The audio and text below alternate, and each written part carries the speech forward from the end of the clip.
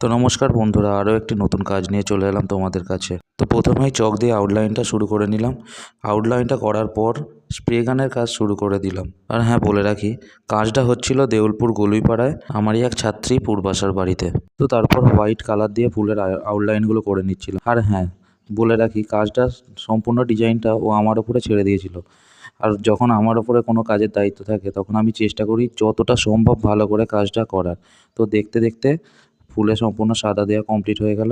তারপরে ফুলের ডিটেলিংয়ের কাজ শুরু করে দিয়েছিলাম। ফুলের ডিটেলিংয়ের জন্য আমি যে কালারটা বেছেছি সেটা সম্পূর্ণ দেওয়ালটার কালারের বিপরীত। ছবিটায় ফুলটাই যেহেতু মেন সাবজেক্ট, তাই ফুলের কাজটা করতে আমার অনেকটাই টাইম লেগেছিল। এর মাঝেই আমাদের কাছে খাবার চলে আসে। কিমা এত রকমের খাবারের আয়োজন করেছিল যে কি বলবো।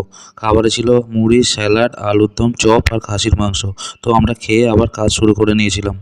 তো ফুলের কাজ কমপ্লিট হয়ে গিয়েছিল, তাই গাছের ডিটেলিংয়ের কাজ শুরু করেছিলাম, গাছের হাইলাইটগুলো করে। তো প্রথমে ভাবছিলাম যে কাজটা পাখি করব নাকি প্রজাপতি করব। তো শেষে ঠিক করলাম পাখি এবং প্রজাপতি দুটো দিয়েই কাজটা করব।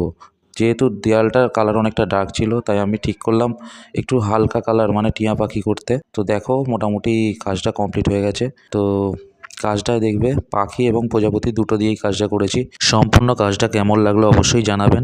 আর আপনারাও আপনার স্বপ্নের বাড়িকে এভাবে সাজিয়ে তুলতে স্ক্রিনে দেওয়া নাম্বারে আমার সাথে অবশ্যই যোগাযোগ করুন। ধন্যবাদ।